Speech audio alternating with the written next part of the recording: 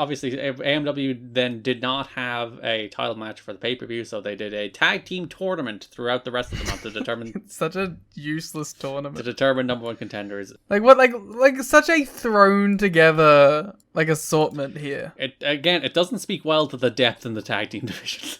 Well, I guess at the very least, like they were trying to. It was good for Aries and Strong. Yeah. The Naturals got to do something. It's the fakest Team Canada team that's ever existed.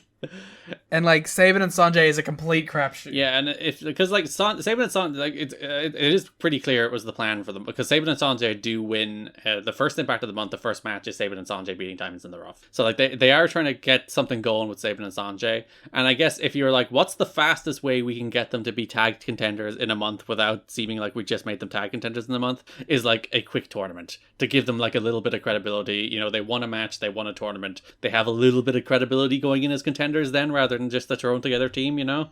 Imagine if they had a 1.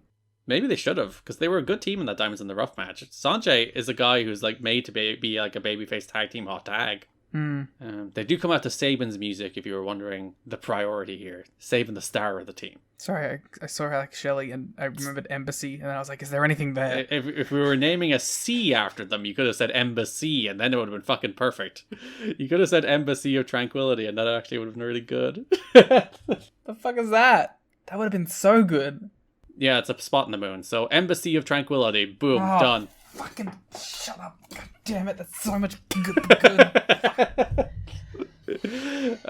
He's so bad. Oh no. They beat Diamonds in the Rough with a Hindu press to David Young. Then we do get the tag team tournament, as you mentioned. So the brackets, Team Canada and Sabin and Sanjay on one side of the bracket, and then Aries and Strong, Generation X, and the Naturals on the other side of the bracket. So it's a 4-team tournament. Brackets is generous. Yeah, whatever. Cool. Bracketology. Break it down with bracketology then, Mr. Smart Guy. Guy. Who do you think's going all the way in this tournament, Liam? If Sabin and Sanjay advance, they will face either one of two teams. I think it's going to be Aries and Strong. I think they're going to win the whole thing. I think we found the perfect combination of Team Canada with A1 and P.T. Williams.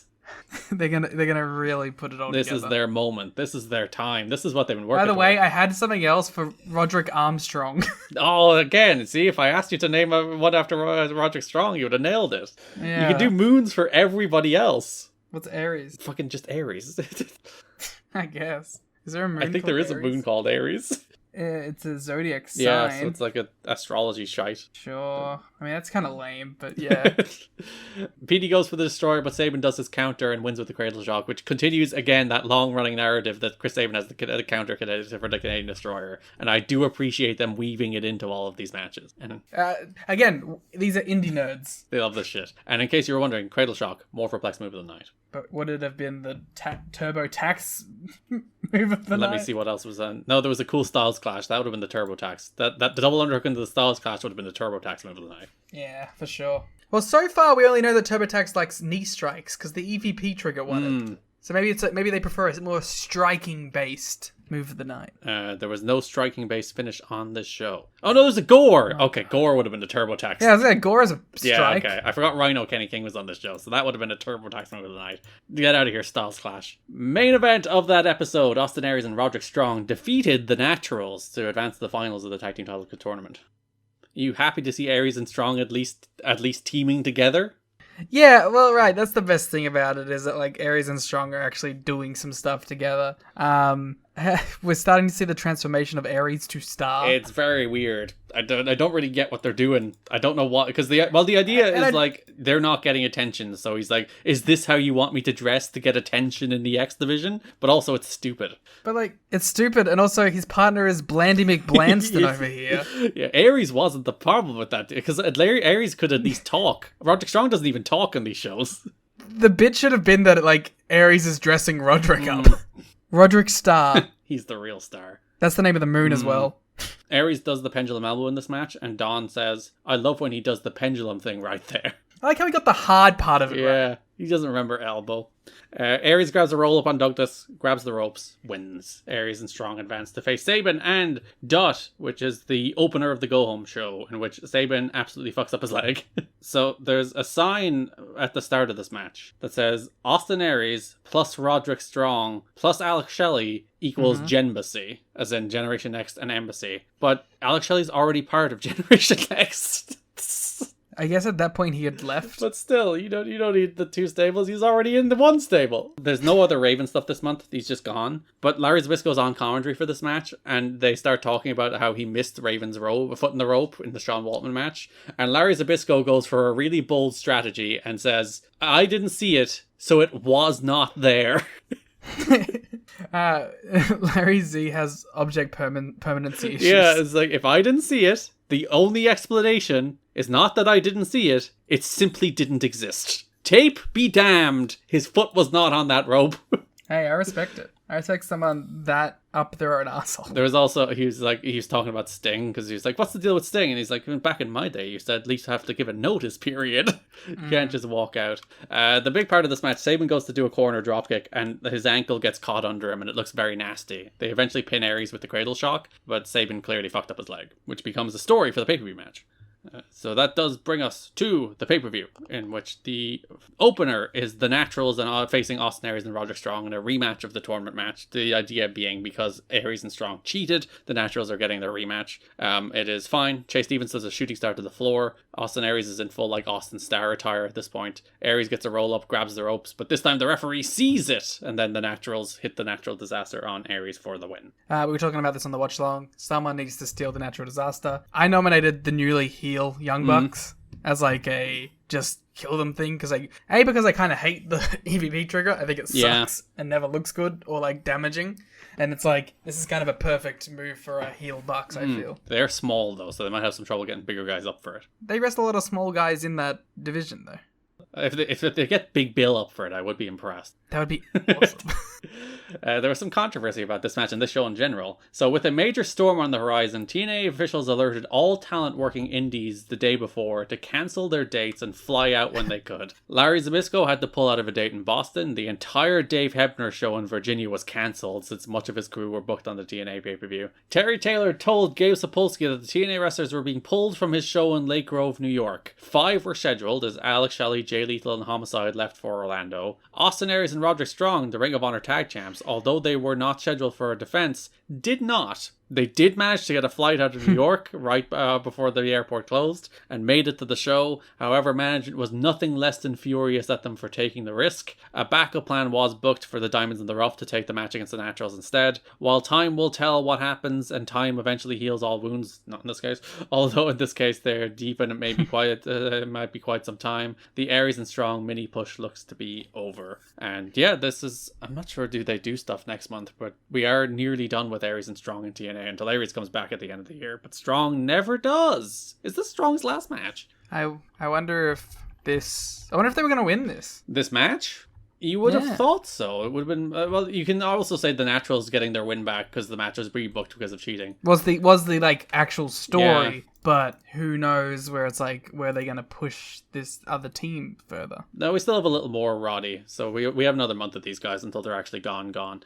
So you don't have to do any eulogies yet. Soon. We didn't watch it, which maybe we should have, but one of the explosion matches this month was Hiroshi Tanahashi versus Roderick Strong. Was that a match that they ever run that back? I assume they did at some point in Ring of Honor, surely. That seems like an ROH thing. But yeah, it's a good little 8-minute match. Tanahashi comes out to high energy, so it's much better than the pay-per-view match by default. And it's a good little match. It's on... Actually, is it on TNA Plus? It was on Impact Plus, but I'm not sure if we moved the hidden gems yet.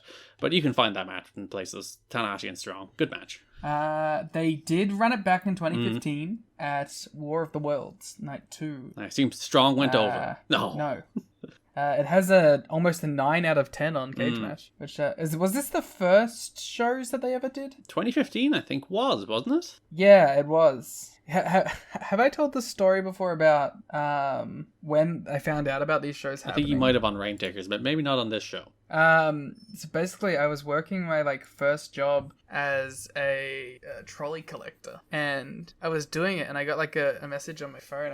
I was looking on Twitter on something, and it showed me that they announced ROH and New Japan War of the Worlds, and I think they may have even announced Steen Nakamura at that point. And let me tell you, the rest of my shift, all I was doing was fantasy booking ROH New Japan. Because that was like at the point where like I was fully entrenched in ROH. I found it like maybe the year before, and I was like, as we know, I was a couple years into my New Japan watching at the same time, and I was like, this was my two favorite promotions like coming together, and I was fantasy booking everything. It was a very fun time. That was when ROH still had a roster worth of people that could have dream matches. Yes, before everything. The entire world was turned upside down by pandemic and many other things. Maybe this wasn't the first year. I don't think. I think 2014 Was it? But yeah, because the first year was Nakamura and Steen. Yeah, Global Wars. So it would have been that show, yeah. Yeah, 2014 I think was the first year, which had some weird matches. What else was on that show? Where the hell is Steen and Nakamura? This match happened. I think it was War of the Worlds. Yes, found it. All right, 12 minutes. That's tidy. It was a good match. It was a good match.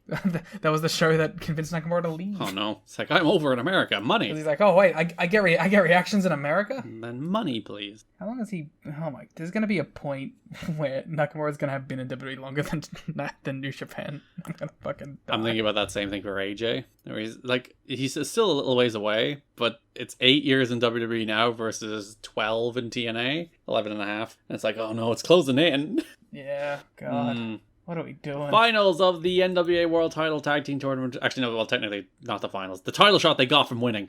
Sabin and Dutt faced America's Most Wanted. So they replayed before the match, Sabin doing the baseball slide and then his foot getting caught under him. So that formed like the basis of the story of the match, where Sabin's leg is injured. AMW are working over it. They pull down his kick pad. They relentlessly go after it. They crush it under the guardrail a couple times. Sabin eventually gets the hot tag to Dutt. Sabin cuts off a death sentence with a one-legged dropkick. Dutt's hot tag was really good, by the way, as well. I think that like Dutt's a really good tag team wrestler for a guy who I don't think ever really was in a tag team and probably should have been at some point. Cause yeah, like he clearly has some sort of like some Morton-esque get the shit kicked out of me. He has both sides of what you want, because he has he is a sympathetic babyface you can get the heat on, and he's also like this really impressive high flying guy who you can also like get a hot tag to, and he looks really good. So he kind of works both sides of a babyface tag team, you would have thought, but he was never really in one.